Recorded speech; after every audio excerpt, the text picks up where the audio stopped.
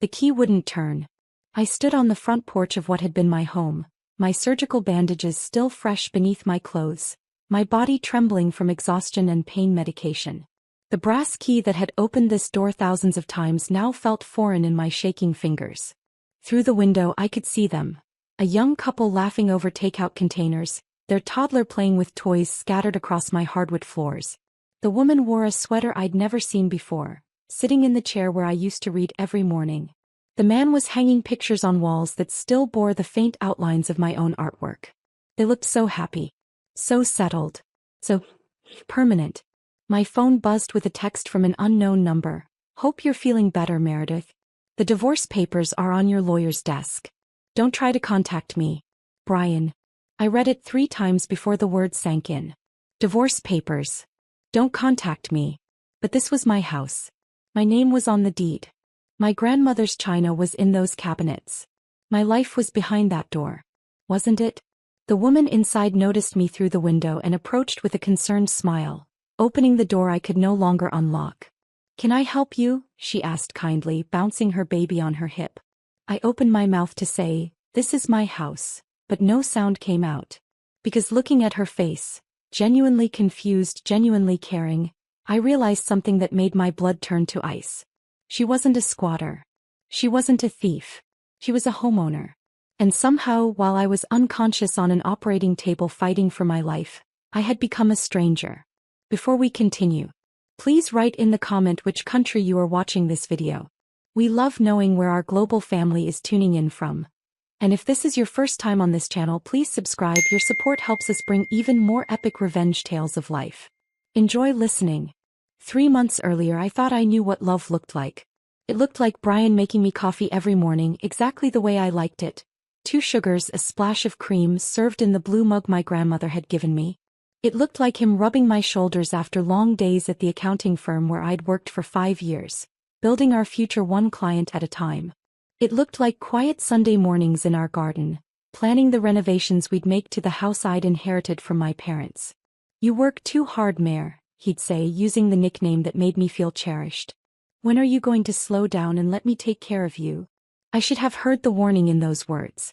But love makes you deaf to the things that matter most. Brian Castellanos had swept into my life 4 years ago like a summer storm. Intense, overwhelming, impossible to resist. He was everything I wasn't. Spontaneous where I was careful, charming where I was reserved, confident where I was cautious. He made me feel alive in ways I'd never experienced. "You're too good for me," he'd whisper against my neck during those early days. "I don't deserve someone like you." Another warning I missed. We married 2 years later in a small ceremony in our backyard.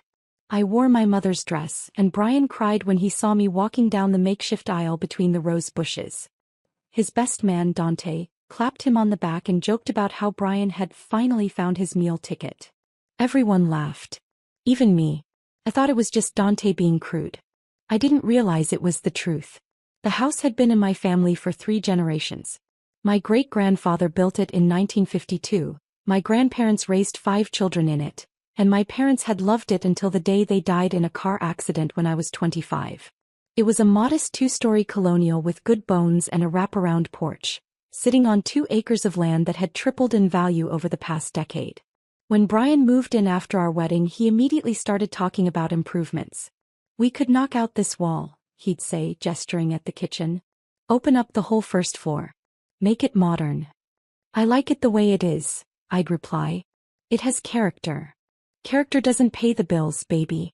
We could flip this place and buy something bigger. Better." But I never wanted bigger or better. I wanted home. And this house, with its creaky floors and drafty windows and memories soaked into every board, was home. Brian seemed to understand. He stopped pushing about selling and started talking about renovations instead. We'd add a master suite, update the kitchen, maybe build a deck. He even drew up plans, spending hours at the kitchen table with graph paper and measuring tape. "I want to make this perfect for us," he'd say, kissing my temple. "Our forever home." I believed him. God help me, I believed every word. The first crack in my perfect marriage appeared 5 months ago, though I didn't recognize it at the time. I came home from work to find Brian on the phone in his office, speaking in rapid Spanish. When he saw me, he quickly ended the call. Who was that? I asked. Nobody important. Just Dante. But Dante didn't speak Spanish. Brian had taught me enough over the years to know the difference between a casual conversation and something urgent, something secretive. The tone had been all wrong. Everything okay? Of course. He pulled me into his arms, but his smile felt forced. Just guy stuff. You know how it is. I didn't know how it was. Brian and I told each other everything. At least I thought we did. The phone calls became more frequent. Always in Spanish, always ending abruptly when I entered the room.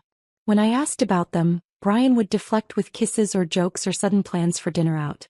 He was so good at distraction that I almost convinced myself I was imagining things. Then came the papers. I found them by accident, tucked inside a folder marked insurance in Brian's desk drawer. I'd been looking for our homeowner's policy to update our coverage, but instead I found documents I didn't understand. Legal forms with my name on them, written in language so dense and technical that it might as well have been hieroglyphics. What are these? I asked Brian that night, spreading the papers across our kitchen table. His face went pale, then flushed red. Where did you find those? In your desk. I was looking for the insurance papers. Brian, what are these? Nothing. Just estate planning stuff. You know, in case something happens to one of us. Estate planning? But I am 32 years old. It's smart to be prepared, Mayor. My cousin's a lawyer, remember? He said we should have everything in order. I'd never met this cousin. In 4 years of marriage, Brian had introduced me to exactly 3 members of his family. His mother, who spoke no English and seemed to actively dislike me. His brother Dante, who made my skin crawl. And an uncle who'd attended our wedding but left early. For someone who claimed to have a large, close-knit family, Brian kept them remarkably distant from our life. But why didn't you tell me about this? Why didn't we do it together? I wanted to surprise you. Show you how responsible I'm being. He gathered the papers quickly, his hands shaking slightly. Don't worry about it, okay? It's all boring legal stuff. I wanted to push, but Brian was already moving toward me with that smile that had made me fall in love with him. He wrapped his arms around my waist and nuzzled my neck. You smell like vanilla, he murmured. Did you use that lotion I bought you? And just like that, the papers were forgotten. Brian was a master at making me forget the things that mattered. The headaches started 2 weeks later. At first, they were just minor annoyances. A dull throb behind my eyes after long days at work, easily dismissed with ibuprofen and an early bedtime. But they grew worse, more frequent, accompanied by dizzy spells that left me gripping door frames and nausea that made it impossible to eat. You're working too hard, Brian said when I mentioned them. You need to take better care of yourself. But I wasn't working any harder than usual. If anything, I'd been taking on fewer clients, trying to spend more time at home with my husband.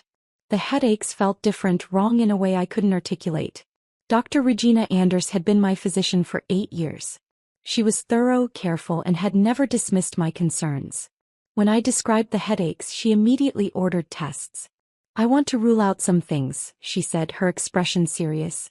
The pattern you're describing, sudden onset, increasing severity accompanied by neurological symptoms, we need to take a closer look. The MRI revealed a brain tumor. Not cancer, Dr. Anders was quick to assure me, but a benign growth pressing against my optic nerve. Left untreated, it could cause permanent vision loss, seizures, or worse.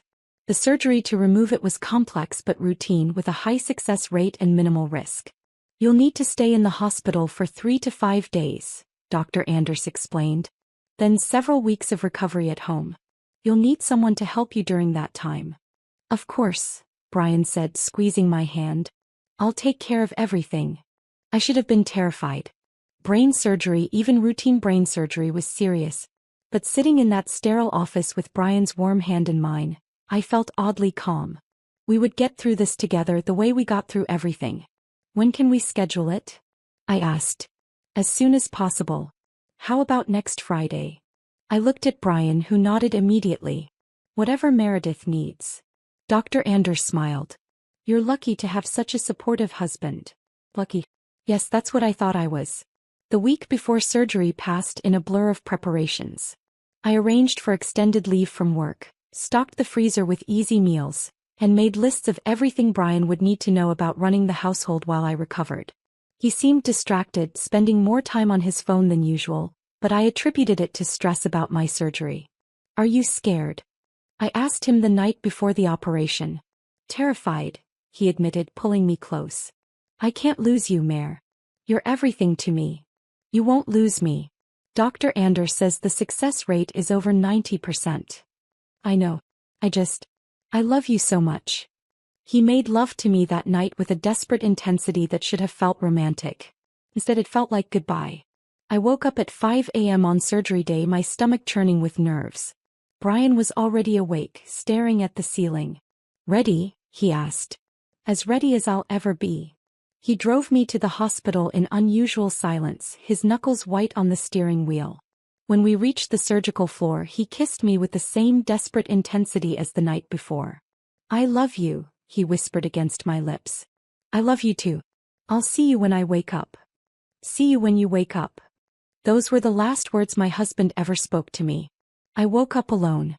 The recovery room was dim, filled with the steady beeping of monitors and the antiseptic smell that clings to hospitals like a second skin. My head felt like it was wrapped in cotton, and when I tried to move, pain shot through my skull like lightning. Easy there, a voice said. A nurse appeared beside my bed, a kind-faced woman with graying hair and gentle hands. You're okay. The surgery went perfectly. Brian. My voice came out as a croak. Your husband, he stepped out about an hour ago. Said he needed to make some calls. An hour ago. How long had I been awake? The clock on the wall said 3:47, but I couldn't remember if that was AM or PM, or even what day it was. What time is it? I managed. Friday afternoon. You've been out for 2 weeks. Dr. Anders will be by soon to check on you. 2 weeks. Brian had been gone for an hour, which meant he's been here for the past weeks. That seemed reasonable. He probably needed food, fresh air, a break from the stress of waiting. But as the hours passed and he didn't return, a cold knot formed in my stomach. Has my husband called? I asked the night nurse. Not that I'm aware of. But visiting hours are almost over anyway. He'll probably be back first thing tomorrow. Tomorrow came and went. So did the next day and the next. Dr. Anders found me crying on Sunday morning. Meredith, what's wrong? Are you in pain? My husband, I sobbed. He hasn't come back. He hasn't called. Something must have happened to him. Dr. Anders's expression shifted from concern to something harder to read. Have you tried calling him? His phone goes straight to voicemail. I've left dozens of messages. What about other family members? Friends? That's when the full weight of my isolation hit me. Brian's family was a mystery to me, and over the years of our marriage, I'd gradually lost touch with most of my friends. He'd never forbidden me from seeing them, but he'd always had something else planned when they called. A romantic dinner, a weekend getaway, a project that needed my attention. Slowly, subtly, my world had shrunk until it contained only him. There's no one else, I whispered. Dr. Anders sat on the edge of my bed, her expression gentle but troubled. Meredith, I need to ask you something, and I want you to think carefully before you answer. Has your husband ever hurt you? Controlled you? Made you feel isolated from other people? No, I said immediately. Brian loves me. He takes care of me. He would never. But even as I said the words, memories flickered through my mind like old film reels. The way he'd pout when I made plans with friends. The subtle criticisms disguised as concern. The way he'd gradually taken over our finances, our social calendar, our entire life. He's probably just scared, I said, more to convince myself than Dr. Anders. Some people can't handle hospitals. He'll come back. Dr. Anders didn't look convinced, but she didn't push. We're going to discharge you tomorrow. Do you have somewhere to go? Home. I'll go home. Will someone be there to help you? You shouldn't be alone for the first week. Brian will be there. But even as I said it, I knew it wasn't true. The taxi ride home cost $67. Money I didn't have up to the amount in cash because Brian handled all our finances. I had to ask the driver to wait while I went inside to get my checkbook, assuming I could still get inside my own house. That's when I discovered the key wouldn't turn.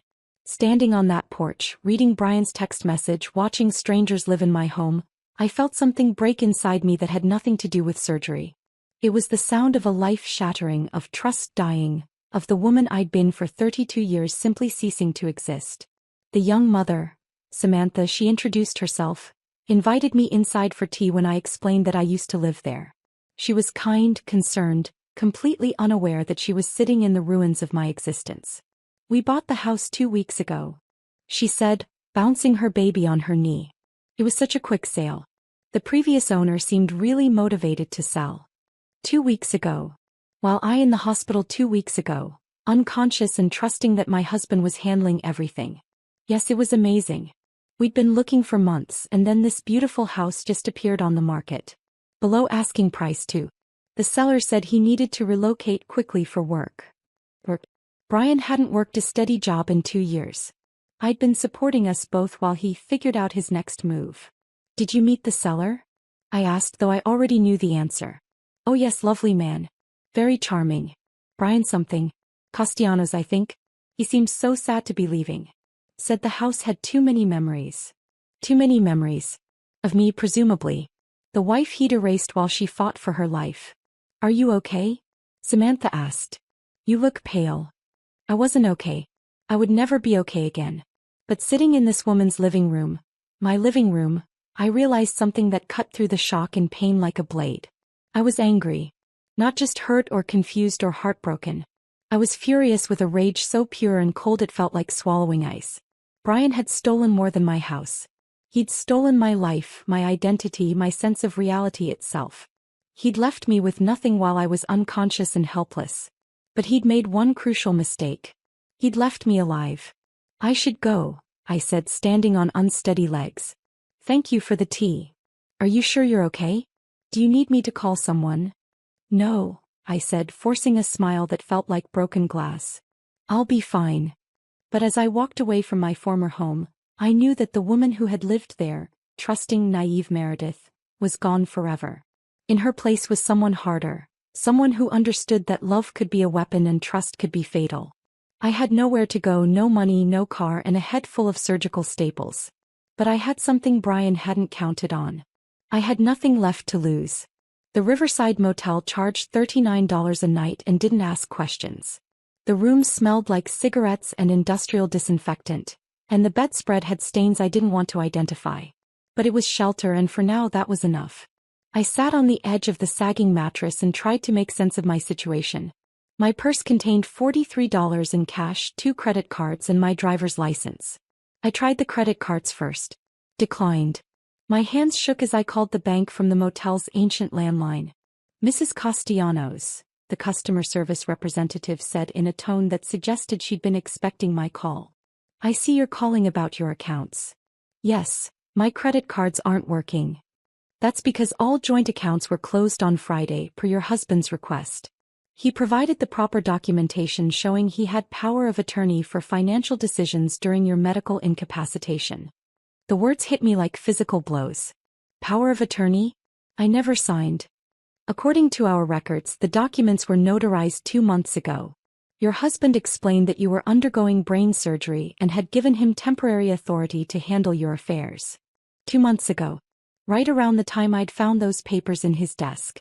The estate planning documents I'd been too trusting to examine closely. What about my personal account? The one that was mine before we married. That account was closed and the funds transferred to your husband's personal account last Tuesday. Again, per the power of attorney documentation. How much was transferred? I'm not authorized to discuss specific amounts, but I can tell you that all funds from both accounts, approximately $47,000, were withdrawn in cash on Wednesday morning. $47,000. My inheritance from my parents. My emergency fund. 6 years of careful saving. Gone. Ma'am? Are you still there? I need copies of those power of attorney documents. You'll need to visit a branch in person with proper identification. I should warn you, though, if you're planning to dispute these transactions, you'll need to prove the documents were forged or signed under duress. I hung up and stared at the water-stained ceiling. Brian had planned this for months. While I was falling asleep in his arms every night, while I was cooking his favorite meals and planning our future, he was systematically destroying my life. But how had he gotten me to sign those papers? I would have remembered signing something that important. Unless a memory surfaced, hazy and incomplete. 2 months ago, Brian had brought home a stack of papers from his cousin the lawyer. Insurance forms, he'd said. Updates to our policies. I'd been tired from a long day at work and he'd guided my hand to signature line after signature line. Just sign here, baby. And here. Initial there. It's all standard stuff. I trusted him completely. I'd signed whatever he put in front of me without reading a word. The phone rang, startling me from my thoughts. For a wild moment I hoped it might be Brian calling to explain, to apologize, to tell me this was all some terrible mistake. Meredith Castellanos? The voice was crisp, professional, unfamiliar. Yes. This is Vivian Vance from Vance, Darwin and Associates. I'm calling regarding your divorce proceedings. Divorce proceedings. The words felt surreal. I don't understand. Your husband filed for divorce 3 weeks ago, citing irreconcilable differences and abandonment. You've been served papers at your last known address. I was in the hospital 3 weeks ago. I've been in the hospital. Pause. I see. Well, the papers were served to your residence. Since you didn't respond within the required time frame, a default judgment has been entered. Default judgment? The divorce has been finalized, Excuse me, Ms. Anders. You've reverted to your maiden name per the decree. My maiden name. He'd even taken away my married name, erasing every trace of our life together. What about the house? My property. According to the settlement, all real estate was awarded to Mr. Castellanos as he was the primary financial contributor to the household. That's not true. I inherited that house. It was mine before we married. I'm afraid I can only tell you what's in the decree. If you wish to contest these findings, you'll need to file an appeal within 30 days of the judgment date. When was the judgment date? Yesterday. 29 days. I had 29 days to prove that my entire marriage had been a lie, that my husband had systematically defrauded me, that the man I'd loved had destroyed my life while I was unconscious on an operating table. Ms. Anders? Are you there? I need a lawyer. I'd recommend that, yes. Good luck. The line went dead, leaving me alone with the sound of my own ragged breathing. I spent the next hour calling every lawyer in the phone book. The story was always the same. They needed a retainer, usually between $5,000 and $10,000. Money I didn't have. Money Brian had stolen. Finally, a receptionist at a legal aid clinic told me they might be able to help, but I'd need to prove indigence and the earliest appointment was in 6 weeks. 6 weeks. By then, any chance of recovering my life would be gone. I was trapped in a nightmare of legal documents and bureaucratic procedures, all designed by a system that assumed people had resources, had support, had someone who cared whether they lived or died. That's when I remembered Elena. Elena Vasquez had been my closest friend in college, before Brian gradually convinced me that she was toxic and jealous of our happiness. She was a paralegal now, working for a firm that specialized in family law. We hadn't spoken in 3 years, but she was the only person I could think of who might understand the legal maze I was trapped in. I found her number online and called from the motel phone, my heart pounding. Elena Vasquez. Elena? It's Meredith. Meredith Anders. A long pause. Meredith? Oh my God, I thought you were dead. What? Your husband called me 6 months ago. Said you'd been in an accident, that you were in a coma. He said you probably wouldn't wake up. The room spun around me. He told you I was in a coma? He was crying, Mare. He sounded devastated. He said the doctors didn't think you'd make it and that you'd want me to know because we used to be so close. 6 months ago. Before the headaches, before the tumor, before any of this started. Brian had been telling people I was dying 6 months ago. Elena, I need help. I need help so badly. Where are you? I'm coming to get you right now. Elena found me 3 hours later, sitting in the motel parking lot because I couldn't bear to stay in that room another minute. She looked exactly the same. Wild curly hair, fierce dark eyes, the kind of presence that made people step aside when she walked into a room. She took one look at me and started crying. Mare. What did he do to you? I told her everything. The surgery, the house, the money, the divorce. She listened without interrupting, her expression growing darker with each revelation. That bastard, she said when I finished. That calculating, sociopathic bastard. Can you help me? Legally, I mean. I'm going to do more than help you. I'm going to destroy him. Elena drove me to her apartment, A cozy one-bedroom filled with law books and case files. She made me tea and wrapped me in a blanket like I was a trauma victim, which I suppose I was. First things first, she said, pulling out a legal pad. We need to document everything. Every conversation, every document, every lie.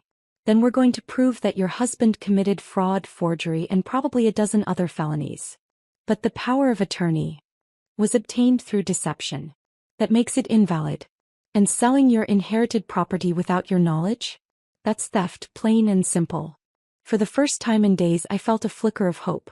But Elena, I don't have any money for legal fees. Don't worry about that. My boss, Douglas Rivera, specializes in cases like this. He'll take it on contingency if the case is strong enough. And from what you've told me, this case is ironclad. She was wrong about that, but I didn't know it yet. The next morning, Elena took me to meet Douglas Rivera. He was a small, intense man with silver hair and the kind of sharp eyes that missed nothing. His office was lined with awards and newspaper clippings about high-profile cases he'd won. Ms. Anders, he said after I'd told my story for the third time in 24 hours. What you've described is certainly criminal. The question is whether we can prove it. What do you mean? Your husband was very careful.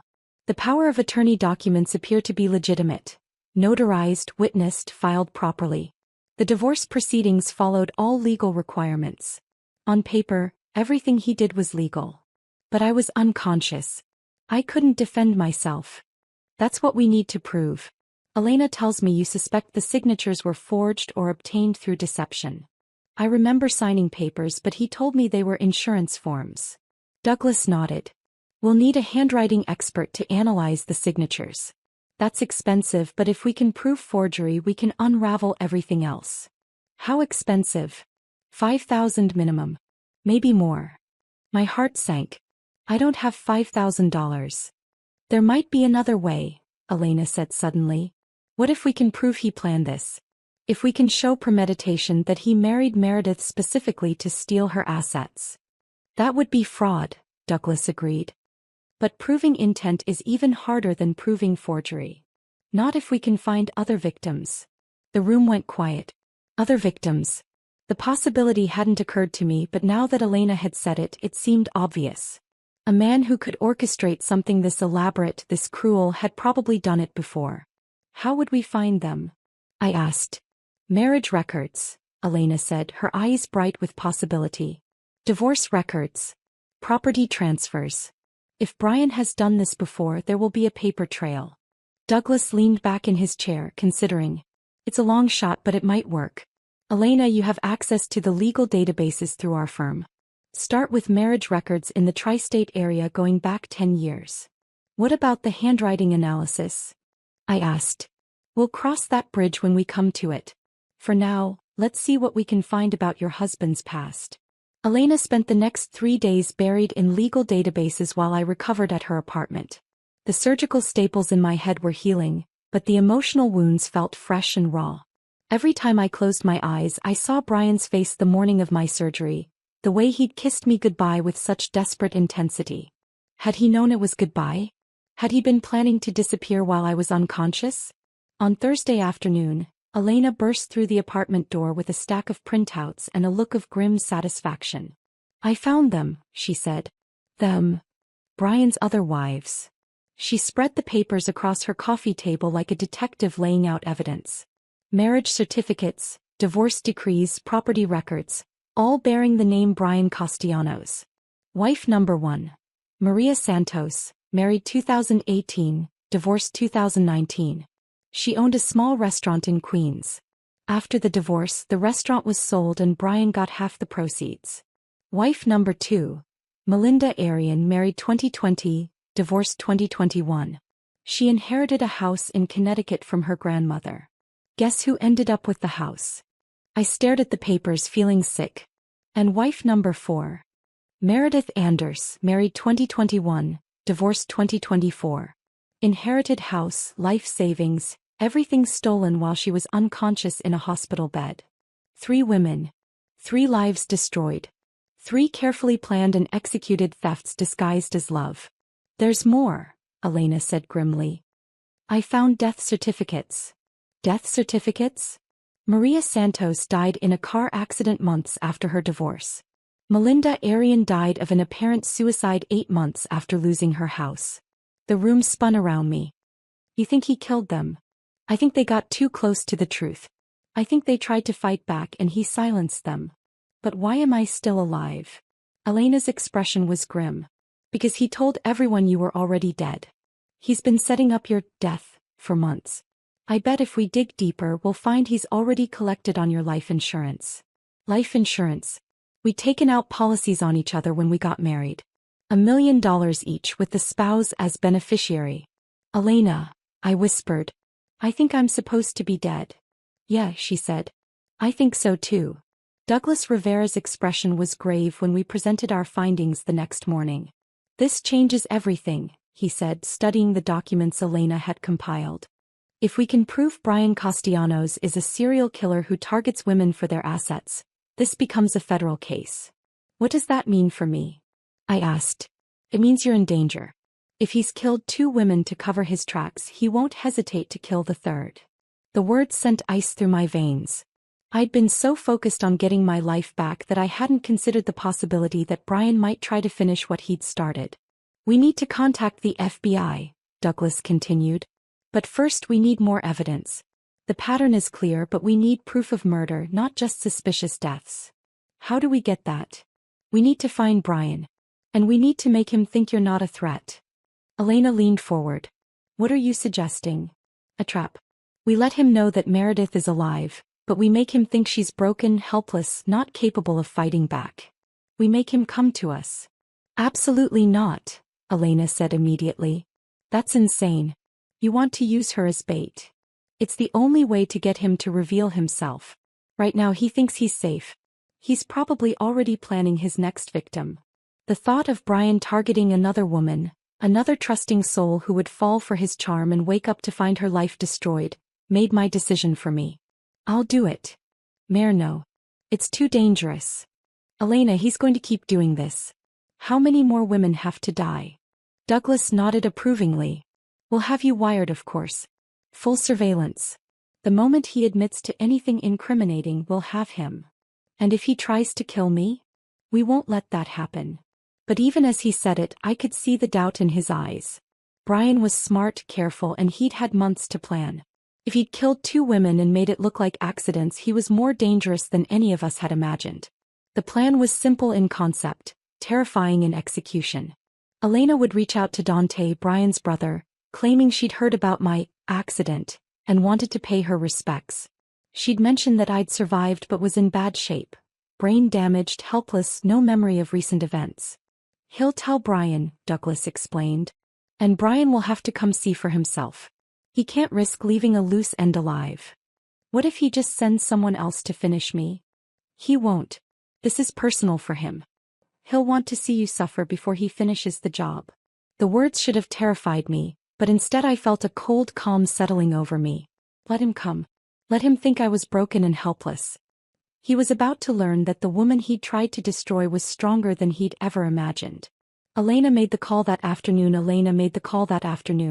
Her voice perfectly pitched with grief and concern. Dante? It's Elena Vasquez, Meredith's friend from college. Yes, I heard about the accident. It's so tragic. What? He's alive? Oh, thank God. Brian must be so relieved. Wait, what do you mean he doesn't know? She was a better actress than I'd given her credit for. I watched her face cycle through confusion, shock, and dawning horror as she played the part of someone just learning the truth. Brain damage? How severe? She doesn't remember anything from the past year? No, I won't tell anyone. Poor Brian, he must be devastated that she doesn't remember their marriage. Of course I understand why he needed space to grieve. Yes, please tell him I called. Tell him if there's anything he needs. She hung up and turned to me with grim satisfaction. He bought it completely. Said Brian has been destroyed by your condition, that he couldn't bear to see you like this. Dante's going to call him right now. How long do you think it will take? Not long.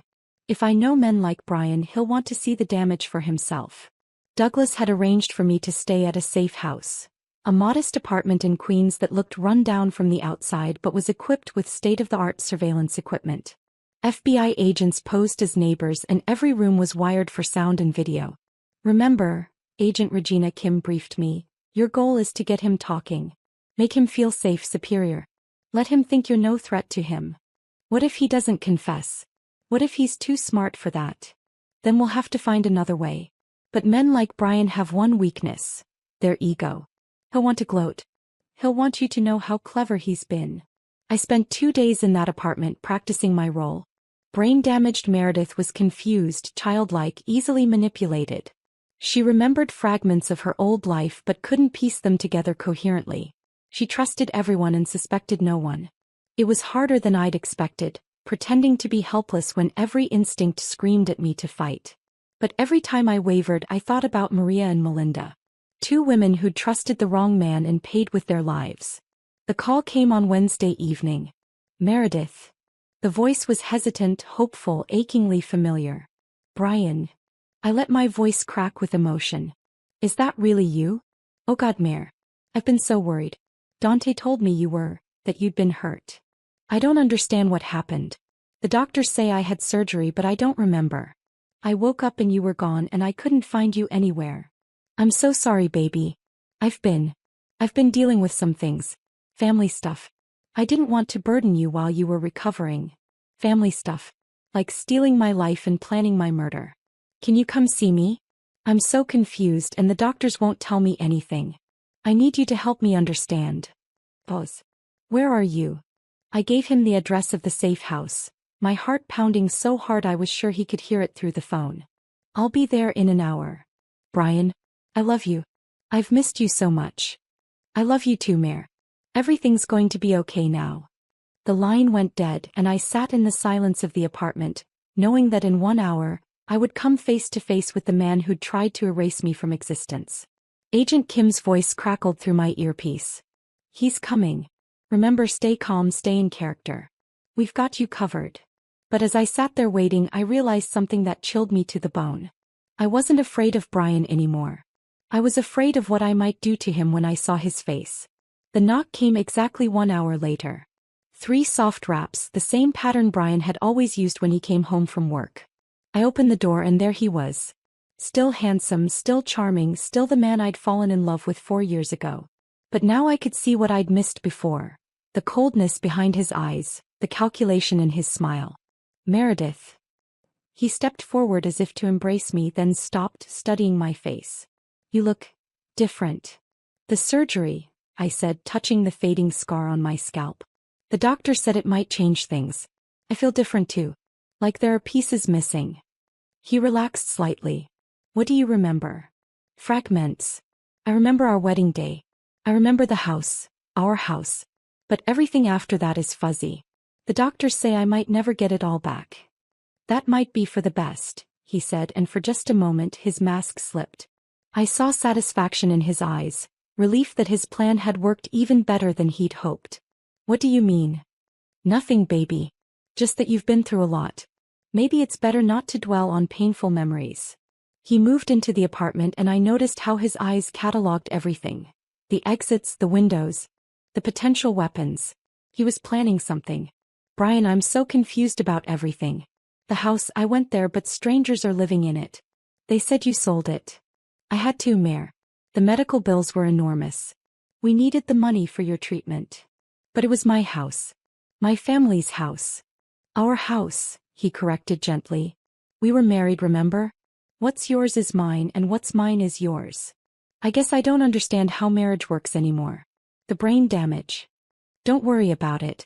I'll take care of everything from now on. You don't need to think about complicated things like money or legal documents. He was so patronizing, so confident that I was helpless. It took every ounce of self-control not to show him exactly how wrong he was. Where have you been staying? I asked. I tried to find you, but no one knew where you were. I've been traveling. Dealing with family business. He sat beside me on the couch, close enough that I could smell his cologne. The same scent that used to make me feel safe now made my skin crawl. What kind of family business? Nothing you need to worry about. Just tying up loose ends. Loose ends. Like the other women he'd eliminated. Brian, can I ask you something? Of course. Do you still love me? Even though I'm damaged now? He cupped my face in his hands and his touch felt like ice. Of course I love you. You're my wife. But we're divorced. Someone told me we got divorced. His hands tightened slightly on my face. Who told you that? I don't remember. Maybe I dreamed it? Everything is so confusing. You dreamed it, he said firmly. We're still married. We'll always be married. Good. I was scared you might leave me because I'm not the same person anymore. Never, he said and leaned in to kiss me. I let him even though every cell in my body screamed in revulsion. His lips were cold, mechanical, the kiss of a predator marking his prey. When he pulled back, his eyes were calculating again. Meredith, I need to ask you something important. Have you talked to anyone about us? About what happened before your surgery? Like who? Old friends, lawyers, anyone who might have asked questions about our marriage or our finances. I made my expression blank, confused. I don't think so. I don't really remember having any friends. Just you. Relief flooded his features. Good. Good. Some people might try to confuse you, tell you lies about me. But you can't trust them, okay? You can only trust me. Hey. But Brian, why would anyone lie about you? Because they're jealous. They see how much I love you, how well I take care of you, and they want to destroy that. Like who? He was quiet for a long moment and I could see him debating how much to tell me. Finally he spoke. There were other women before you. Women who thought they loved me but they didn't understand what real love was. They became problematic. Problematic how? They tried to take things that didn't belong to them. They made accusations, threatened to cause trouble. I had to protect myself. What happened to them? Another long pause. They're not a problem anymore. The words hung in the air between us, heavy with implication. He was confessing but carefully in language that could be interpreted multiple ways. I don't understand. You don't need to understand. Just know that I'll always protect what's mine. Always. He stood up and walked to the window looking out at the street below. This is a nice place. Quiet. Private. The social worker found it for me. She said I needed somewhere safe to recover. Social worker? From the hospital. She's been helping me figure out how to live on my own. What's her name? I don't remember. Everything is so fuzzy. He turned back to me and I saw something new in his expression. Suspicion. Meredith, show me your arms. What? Your arms. Show me. I rolled up my sleeves, confused. He grabbed my wrists and examined them carefully, looking for something. What are you looking for? Nothing. Just checking to make sure you're okay. He was looking for needle marks, I realized. Signs that I was using drugs. He'd probably planted drugs on his other victims before killing them, making their deaths look like overdoses. Brian, you're scaring me. I'm sorry, baby. I just worry about you. You're so vulnerable now, so trusting. Someone could take advantage of you. Like how? Like convincing you to sign papers you don't understand. Or take medications that aren't good for you. Or trust people who don't have your best interests at heart. He was setting up his next move, I realized. He was going to sedate me, make it look like a suicide or accidental overdose. Another tragic victim of brain damage and depression. I would never do anything like that, I said. I only trust you. Good. That's very good. He sat back down beside me, closer this time. Meredith, I need you to do something for me. Anything. I need you to come with me. Tonight. There's somewhere safe we can go, somewhere no one will bother us. Where? A cabin upstate. Very private, very quiet. You can rest there, recover properly. I'll take care of everything. A cabin upstate. Isolated, private, the perfect place to dispose of a body. That sounds wonderful, I said. But I should probably tell the social worker. No. His voice was sharp, then he softened it. No, baby. We don't need to tell anyone. This is just for us. But what if something happens to me? What if my condition gets worse? I'll take care of you. I'm the only one who really understands what you need. He was getting impatient, I could see it in the tension of his shoulders, the way his hands kept clenching and unclenching. He wanted to get me somewhere isolated where he could finish what he'd started. Hey, I said. But can I pack some things first? Of course. But quickly. I want to get on the road before it gets too late. I stood up and walked toward the bedroom, knowing that Agent Kim and her team were listening to every word. They had what they needed. Brian had essentially confessed to eliminating his previous wives. But I wanted more. I wanted him to admit what he'd done to me. Brian. I called from the bedroom. Can you help me? I can't remember which clothes are mine. He appeared in the doorway and I saw him scanning the room again, looking for threats, for signs that this was a trap. These are all your clothes, he said. Don't you remember buying them? No. I don't remember anything about shopping. Did we shop together a lot? Sometimes. He was distracted, checking the windows, the closet. What about our wedding? Do you remember our wedding? Of course. Tell me about it. I can only remember pieces. He relaxed slightly, his ego responding to the request. It was perfect. You wore your mother's dress and you looked so beautiful. You cried when you said your vows. What did I promise? To love, honor, and obey. To be faithful until death do us part. And what did you promise? The same thing. But you didn't mean it, did you? The question hung in the air like a blade. Brian went very still. What did you say? You didn't mean your vows. You never loved me. You just wanted my house. His mask finally slipped completely. The charming, concerned husband disappeared, replaced by something cold and predatory. How much do you remember, Meredith? Everything. He lunged for me, but I was ready. Months of physical therapy had made me stronger than I'd ever been, and rage had made me faster. I dodged his grab and brought my knee up hard into his stomach. He doubled over, gasping, and I ran for the living room, shouting for the agents I knew were listening. FBI. Get down on the ground. The front door exploded inward and Agent Kim burst in with her team, weapons drawn. Brian straightened up, his hands raised, but his eyes were locked on mine. You clever little bastard, he said, and there was almost admiration in his voice. I should have ended you in the hospital. Why didn't you? I wanted to watch you suffer first. I wanted you to lose everything slowly, piece by piece, until you begged me to end it. Like you did to Maria?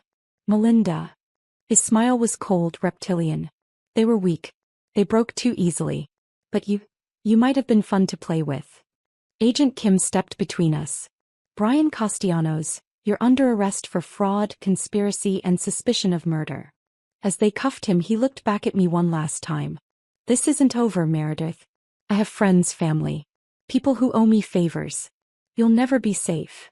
Maybe not, I said. But I'll be free. They dragged him away, still threatening, still trying to maintain control even as his world collapsed around him. I sank onto the couch, shaking with adrenaline and relief. It was over. Finally it was over. But as I would soon learn, Brian Castellanos had one more surprise waiting for me. The trial lasted 3 months. Elena sat beside me every day as witness after witness testified to Brian's crimes. The FBI had found evidence linking him to not just 3 murders but 7. 7 women who'd fallen in love with a charming man and paid with their lives. The handwriting expert confirmed that my signatures on the power of attorney documents had been forged. The forensic accountant traced my stolen money through a maze of offshore accounts. Most damning of all, they found Brian's elimination kit in a storage unit. Drugs, syringes, and detailed plans for staging each woman's death. He showed no remorse, no emotion throughout the entire proceedings. He sat at the defendant's table like he was bored, occasionally smirking when particularly damaging evidence was presented. The jury deliberated for less than 2 hours. Guilty on all counts. 7 life sentences without the possibility of parole. I should have felt vindicated, triumphant. Instead I felt empty. Justice had been served, but it couldn't bring back the years I'd lost, the trust that had been shattered, the woman I'd been before I learned that love could be a weapon. It's over, Elena said as we left the courthouse. You can start rebuilding now. But rebuilding what? My house was gone, sold to an innocent family who'd done nothing wrong. My money was gone, spent on legal fees and the long process of proving I existed. My identity was gone, fractured into before and after, the woman who'd trusted and the woman who'd survived. I was staying in Elena's spare room, working part-time at a bookstore, trying to figure out who I was supposed to be now. The insurance company had finally agreed to pay out on my life insurance policy. Apparently, being declared dead while actually alive created some interesting legal complications. But even that felt hollow. Blood money from a life that no longer existed. 3 weeks after the trial ended, Elena came home with a strange expression on her face. Mare, there's someone here to see you. Who? She says her name is Carmen. She's Brian's sister. My blood turned to ice. I don't want to see her. She says it's important. She says she has something that belongs to you. I found Carmen waiting in Elena's living room, and the family resemblance was unmistakable. She had Brian's dark eyes and sharp cheekbones, but where his features had been predatory, hers seemed haunted. She was older than him, maybe 40, with graying hair and the kind of deep lines that come from years of worry. Ms. Anders, she said, standing when I entered. Thank you for seeing me. What do you want? To apologize. And to give you this. She held out a manila envelope, thick with documents. I didn't take it. I don't want anything from your family. Please. Just listen to me for 5 minutes and then I'll leave and never bother you again. Something in her voice made me pause. She sounded broken, defeated in a way that reminded me of myself 3 months ago. 5 minutes. She sat back down, clutching the envelope like a lifeline. I need you to know that we didn't know. My family, I mean. We didn't know what Brian was doing. You expect me to believe that? I know how it sounds. But Brian, he was always different. Even as a child, he could lie so convincingly that he'd make you doubt your own memory. Our parents thought he was gifted.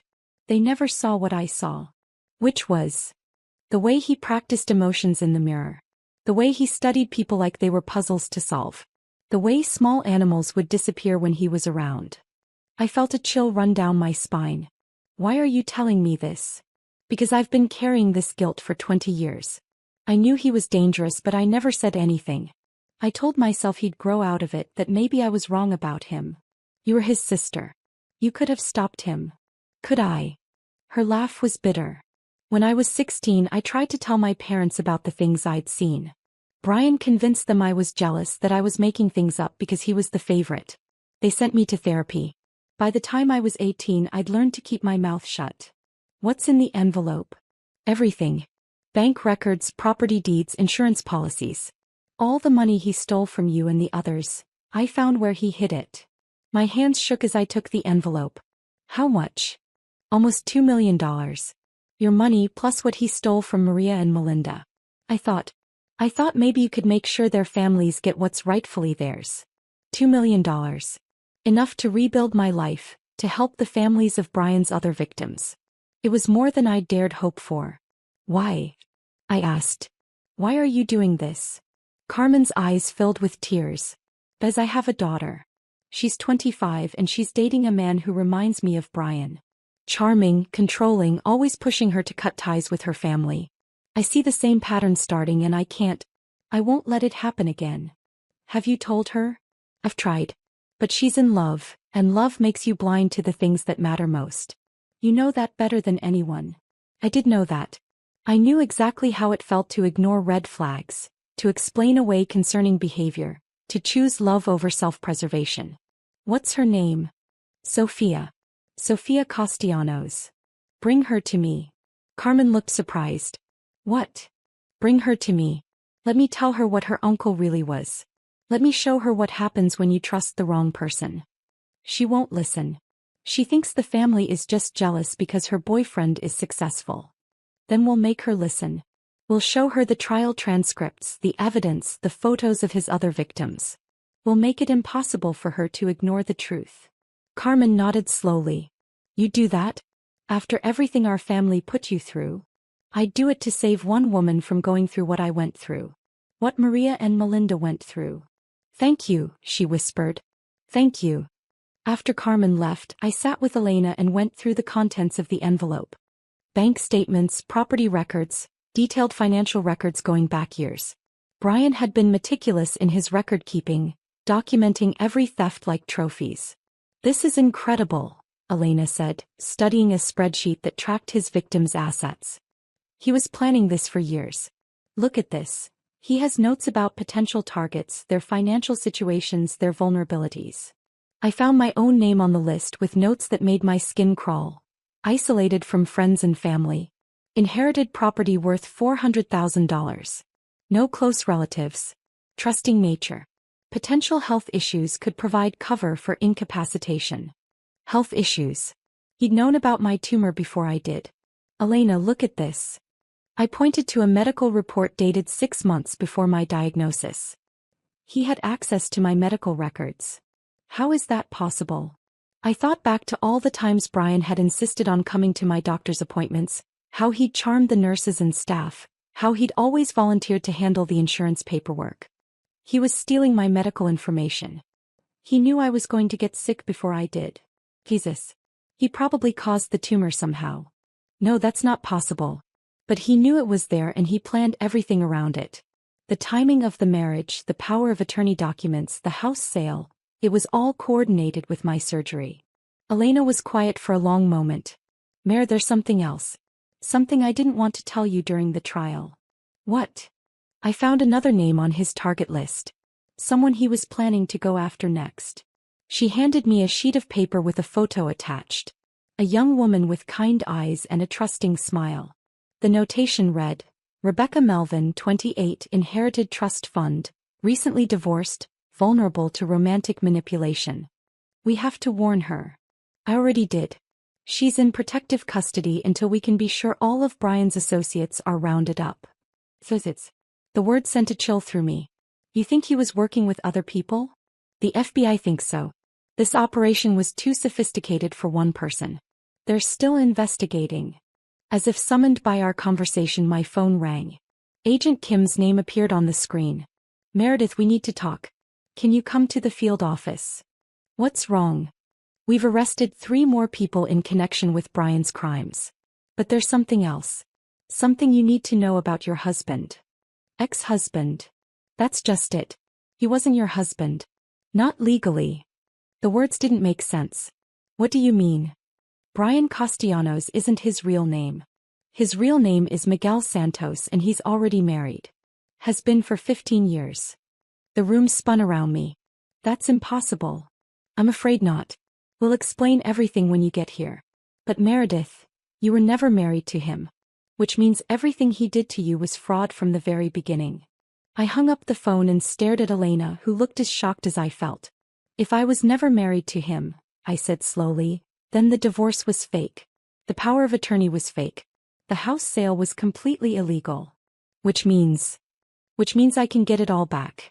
The house, the money, everything. But even as I said it, I realized something that made my blood run cold. If Miguel, was still legally married to someone else, that meant there was another woman out there. A woman who might be in danger. Elena, we need to find his real wife. Why? Because if he's been using fake identities to marry and eliminate women for years, she either knows about it, or she's his next victim. Agent Kim's revelation at the FBI field office was even more shocking than I'd anticipated. Miguel Santos has been living a double life for over a decade, she explained, spreading photos and documents across the conference table.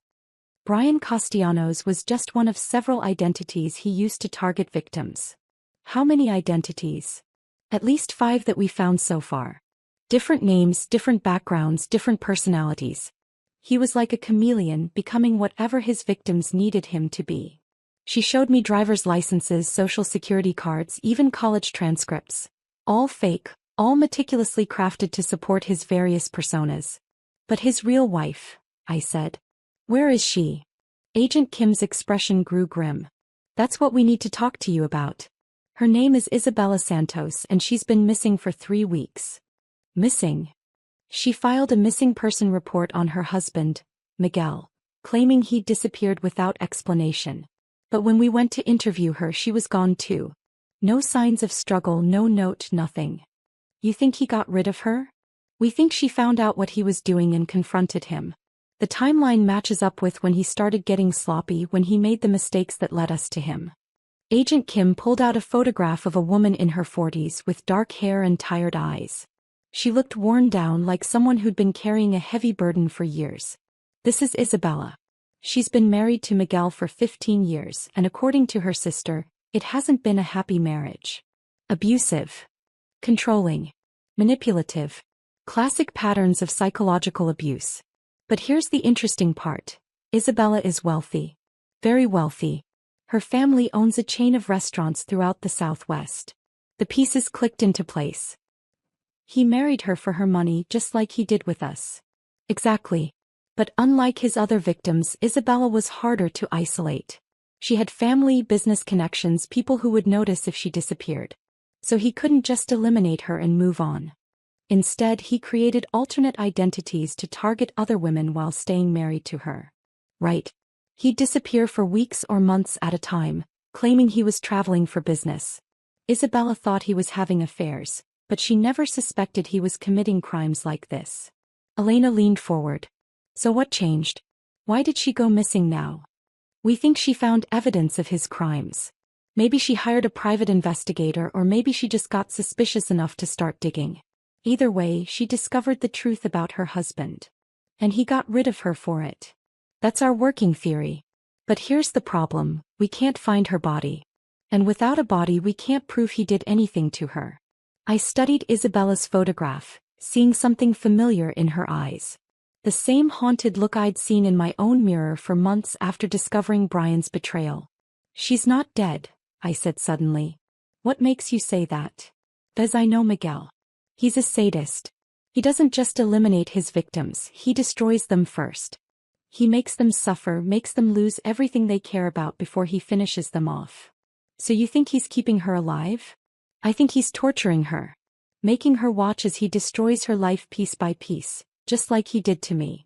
Agent Kim nodded slowly. That would fit his pattern. But where would he keep her?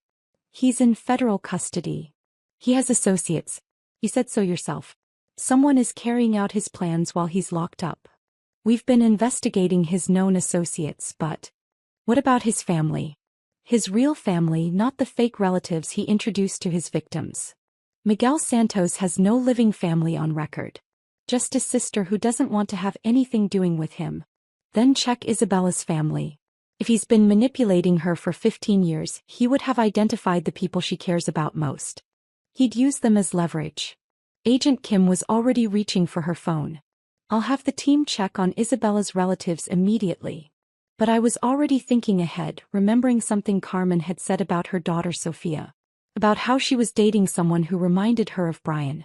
Agent Kim, I need you to check something else.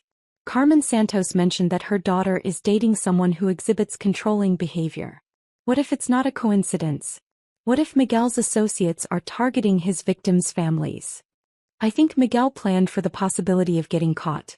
I think he set up a network to continue his work, to punish anyone who might testify against him. The thought sent ice through my veins.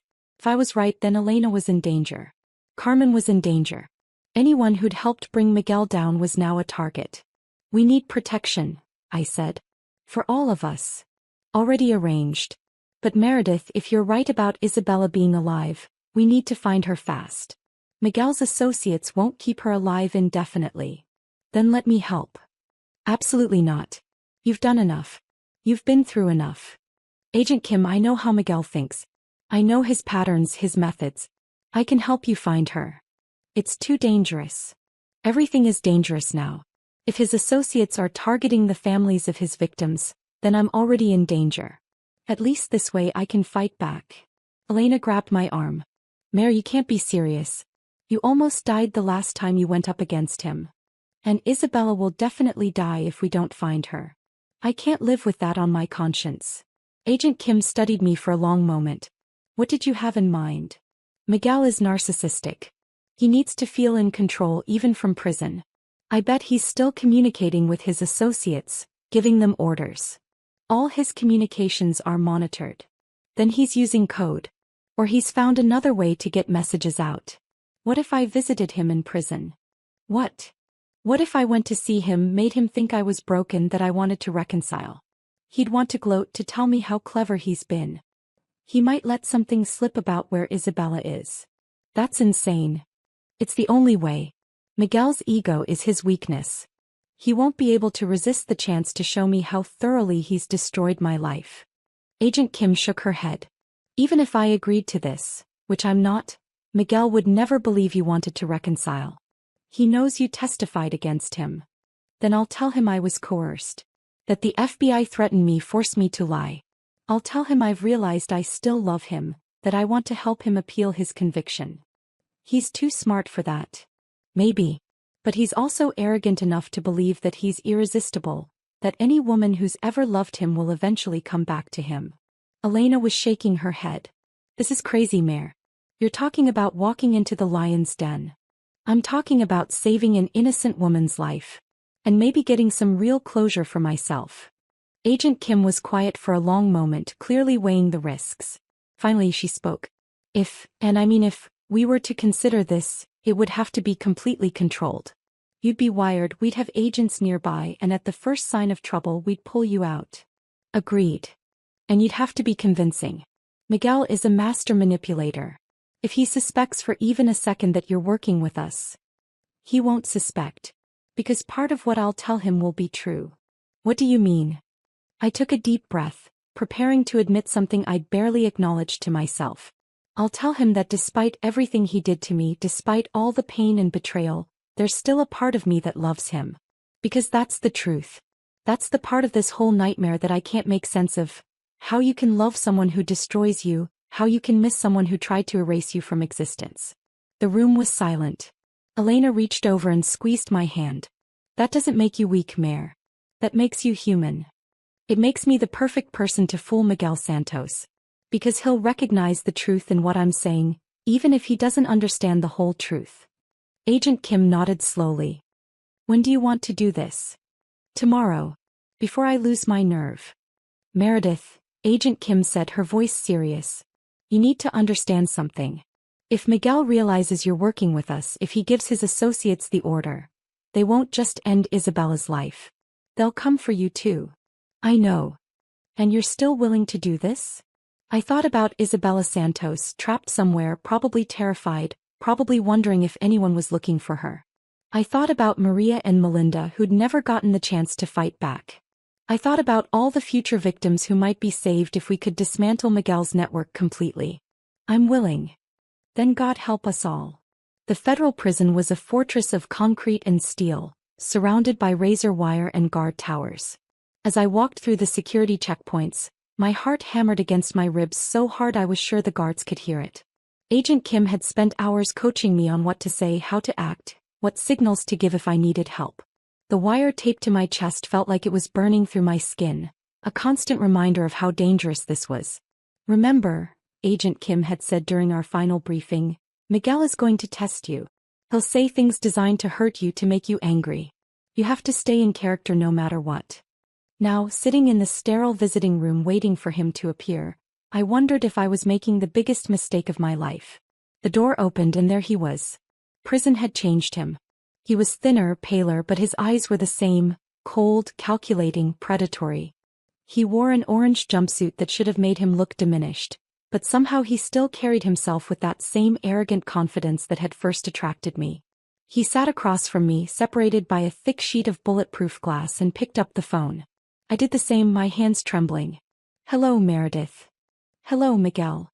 His eyebrows rose slightly at my use of his real name. So you know. I know everything now. Do you? He leaned back in his chair, studying me like a specimen under a microscope. Then why are you here? Because I need to understand. I need to know why you did this to me. I think you know why. The money, the house. That's all I was to you. He was quiet for a long moment, and I could see him deciding how much truth to reveal. Finally, he smiled. That same charming smile that had made me fall in love with him. You were the most challenging one, he said. The others were easy, lonely, desperate, obvious in their vulnerabilities. But you were different. You had strength, intelligence, independence. Breaking you was artistic. The words hit me like physical blows, but I forced myself to stay calm. You enjoyed it. I enjoyed the challenge. You made me work for it, made me be creative. The way I isolated you from your friends, convinced you to trust me with your finances, made you dependent on me emotionally. It was masterful. And the tumor? Did you know about that from the beginning? I knew you were predisposed to them. Your medical records showed a family history. I just had to wait for nature to take its course. You could have saved me. You could have told me to get checked earlier. Where would be the fun in that? The timing was perfect. You were vulnerable, scared, completely dependent on me. It was the ideal opportunity to complete the transfer of assets. I wanted to reach through the glass and strangle him. Instead, I forced tears into my eyes. I loved you, I whispered. I loved you so much. I know you did. That's what made it so easy. Do you feel anything for me? Anything at all? He tilted his head, considering the question. You were useful. And entertaining. I suppose that's a form of affection. The FBI says you're married. That you have a real wife. His expression darkened. Isabella is a business arrangement. She always has been. Do you love her? Love is a weakness, Meredith. It makes people do stupid things like visiting their ex-husbands in federal prison. I had to see you. I had to know if what we had was real. What we had was a transaction. I gave you the illusion of love and you gave me everything you owned. But I still feel it, I said, letting my voice break. Even knowing what you are, what you did, I still feel something for you. That's because you're weak. All women are weak. That's why this was so easy. The FBI made me testify against you. They threatened to charge me as an accessory if I didn't cooperate. I know. I don't blame you for that. I told them what they wanted to hear, but I didn't tell them everything. Now I had his attention. He leaned forward, his eyes sharp with interest. What didn't you tell them? About the offshore accounts. The ones in the Cayman Islands. It was a lie, but a calculated one. Agent Kim had briefed me on Miguel's financial network, and we suspected there were hidden assets the FBI hadn't found yet. What about them? I found the account numbers. In your desk, hidden behind that loose board you thought I didn't know about. His poker face slipped for just a moment. There had been a loose board in his desk. I discovered it months ago but never mentioned it. You're lying. Account number 8472991CY. Balance as of last month. $1.2 million. The number was fake, but his reaction told me I was on the right track. There were hidden accounts and he was worried about them. What do you want, Meredith? I want to help you. I want to make up for testifying against you. How? I could access the accounts. Transfer the money before the FBI finds them. Hide it somewhere safe until you get out. I'm never getting out. Appeals take years. Things change. Evidence gets thrown out. Witnesses disappear. The last words hung in the air between us, heavy with implication. Miguel's eyes glittered with something that might have been approval. You've learned, he said. You made me harder. You taught me that the world is full of predators and if you want to survive, you have to become one yourself. And what would you want in return for this? Assistance? I want to know where Isabella is. The question caught him off guard. For a split second his mask slipped completely and I saw something that looked almost like panic. I don't know what you're talking about. Your real wife, Miguel. The FBI says she's missing. I know you had something to do with it. The FBI says a lot of things. I'm not wearing a wire if that's what you're worried about. They searched me thoroughly before they let me in here. It was true. The wire was so sophisticated that even the prison's security scanners couldn't detect it. Why do you care about Isabella? Because I understand her. I know what it's like to love you, to trust you, to have your whole world destroyed by your lies. Isabella never loved me. She married me for status, for the appearance of respectability. It was always a business arrangement. But she found out, didn't she? She discovered what you really are. Miguel was quiet for a long moment and I could see him weighing his options. Finally he spoke. Isabella got curious. Started asking questions, hiring investigators. He thought she was so clever, so careful. But I've been watching her for 15 years. I know her better than she knows herself. Where is she, Miguel? Somewhere safe. Somewhere she can't cause any more trouble. Is she alive? For now. Your associates have her. I don't have associates. I work alone. Then who's been carrying out your orders while you've been in here? His smile was cold, reptilian. You're fishing, Meredith. The FBI coached you well. My heart stopped. He knew. Somehow he'd figured out that I was working with the authorities. I don't know what you mean. Of course you do. Did you really think I'd fall for this pathetic performance?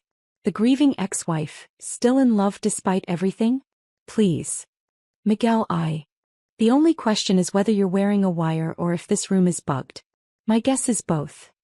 He stood up, preparing to leave, and I knew I had seconds before I lost my only chance to find Isabella. Wait, I said desperately. You're right. The FBI sent me. But everything else I said was true.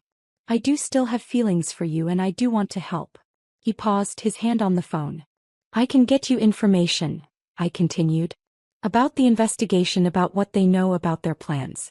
I can be your inside source. And why would you do that? Because you're right about me being weak. Because despite everything you did, I can't let go. Because I'd rather be useful to you than nothing to you. It was the most humiliating thing I'd ever said, but it was also believable. Miguel's ego was so massive that he could easily accept that a woman would betray law enforcement for him. He sat back down, his expression calculating. What kind of information? They're planning to raid your storage units tomorrow. All of them. They found the key you hid in your mother's grave. Another lie, but based on intelligence agent Kim had shared with me. Miguel's face went pale. That's impossible. No one knew about that. Someone talked. One of your associates probably. They're all trying to cut deals now. Which associate? I don't know. But Miguel, if you tell me where Isabella is, I can warn your people. I can help them move her before the FBI finds her. He stared at me for a long moment and I could see the wheels turning in his head. Finally, he leaned forward and spoke in a whisper. The warehouse on Pier 47. But Meredith, if you're lying to me, if this is some kind of trap, my people have orders to eliminate Isabella immediately. And then they'll come for you. I understand. Do you? Because once you cross this line, there's no going back. You'll be an accessory to kidnapping, possibly murder. The FBI won't protect you anymore. I know. He smiled then, the same smile that had made me fall in love with him 4 years ago. Welcome to the dark side, my dear. I always knew you had it in you. The visit ended and I was escorted back through the security checkpoints, my legs shaking so badly I could barely walk. Agent Kim was waiting for me in the parking lot, along with a full tactical team. Did you get it? She asked. Pier 47. There's a warehouse. But Kim, he knows I'm working with you. And he says his people have orders to eliminate Isabella if they suspect a trap. We'll be careful. Silent approach, no sirens, no obvious law enforcement presence. What about his threat? He said his people would come after me. We'll put you in protective custody until this is over. But as we raced toward the waterfront, I couldn't shake the feeling that Miguel had been playing a game within a game, that even now, even locked in a federal prison, he was still 3 steps ahead of us. The warehouse district was a maze of abandoned buildings and rusted shipping containers. Pier 47 sat at the end of a dead-end street, surrounded by chain-link fence and warning signs. There, Agent Kim pointed to a large windowless building. That has to be it. The tactical team moved in with military precision, surrounding the building, cutting through locks, preparing for entry. I watched from a safe distance, my heart pounding with fear and hope. The explosion came without warning. A massive fireball erupted from the warehouse, sending debris flying in all directions. The blast knocked me to the ground, my ears ringing, my vision blurred by smoke and dust. When the smoke cleared, the warehouse was gone. Nothing remained but a crater and twisted metal. Isabella! I screamed, struggling to my feet. Agent Kim grabbed my arm, her face grim. She's gone, Meredith. If she was in there, she's gone. But as we stood there watching the flames, I realized something that made my blood run cold. Miguel had been expecting us. He'd known exactly what would happen when we found the warehouse. He'd sacrificed Isabella to send a message. And the message was clear. He could reach anyone, anywhere, anytime. Even from behind bars, Miguel Santos was still playing the game. And he was still winning. The coffee shop in downtown Portland was nothing like the places I used to frequent. It was small, anonymous, the kind of place where no one asked questions and everyone minded their own business. Perfect for someone trying to disappear. I'd been Regina Mitchell for 6 months now. New name, new identity, new life. The FBI had relocated me after Miguel's associates made good on their threats. 3 attempts on my life in 2 weeks had convinced even the most skeptical agents that I needed to vanish completely. Elena thought I was dead. So did Carmen and her daughter Sophia. So did everyone else from my old life. It was the only way to keep them safe. The insurance money from my death had been quietly transferred to accounts that would help the families of Miguel's victims. Maria's mother could finally afford the medical care she needed. Melinda's sister could send her kids to college. It wasn't justice, but it was something. Miguel was still in prison, still pulling strings, still orchestrating chaos from his cell. 3 more women had died in the past 6 months, all of them connected to his case in some way. a prosecutor's wife, a FBI agent's daughter, a journalist who'd been investigating his crimes. The message was always the same: cross Miguel Santos and everyone you love will pay. But sitting in that coffee shop, reading about his latest victim in the newspaper, I felt something I hadn't experienced in months. Bigger. Not the helpless rage of a victim, but the cold, calculating fury of someone who'd learned to fight back. I pulled out my phone and dialed a number I'd memorized but never called. Agent Kim. It's me. A long pause. Jesus Christ, Meredith. We thought you were dead. I was. But Regina Mitchell is very much alive. And she has a proposition for you. What kind of proposition?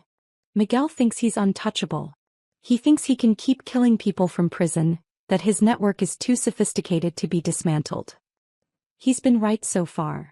Because you've been playing by the rules. But Miguel doesn't play by rules. He plays by fear, manipulation, and violence. What are you suggesting? I'm suggesting we beat him at his own game. Meredith. Regina. My name is Regina now. And Regina Mitchell has spent 6 months learning everything there is to know about Miguel Santos. His network, his methods, his weaknesses. What weaknesses? The man is a ghost. We can't even prove he's giving orders from prison. He has one weakness. The same weakness that brought him down in the first place. Which is his ego. He can't resist the chance to prove how clever he is. And I'm going to give him that chance. How? I smiled, feeling something dark and satisfied settle in my chest. I'm going to make him think I've joined him. Really joined him this time. I'm going to become everything he always said I could be. Ruthless, calculating, willing to do whatever it takes to win. That's insane. Maybe. But it's also the only way to get close enough to destroy him completely. And if you're wrong? If he sees through the deception? Then Regina Mitchell dies, and Miguel Santos learns that some people are willing to sacrifice everything to stop him. There was a long silence on the other end of the line. When do we start? Agent Kim finally asked. We already have. Miguel's going to receive a very interesting letter tomorrow. From a woman named Regina Mitchell who claims to be his biggest admirer. A woman who's studied his methods and wants to learn from the master. You think he'll buy it? I think his ego won't let him resist. And once I'm inside his network, once I have his trust, you'll destroy it from within. I'll destroy everything. His associates, his operations, his legacy. I'll make sure that when Miguel Santos finally dies, he dies knowing that the woman he tried to break was the one who brought down his empire. I hung up the phone and walked out of the coffee shop, leaving Regina Mitchell's quiet life behind. It was time for Meredith Anders to rise from the dead. But this time she wouldn't be the trusting, naive woman who'd fallen for a charming sociopath's lies. This time she would be the predator. And Miguel Santos was about to learn that the most dangerous enemy is the one you create yourself. The game was far from over. In fact, it was just beginning. And this time I intended to win.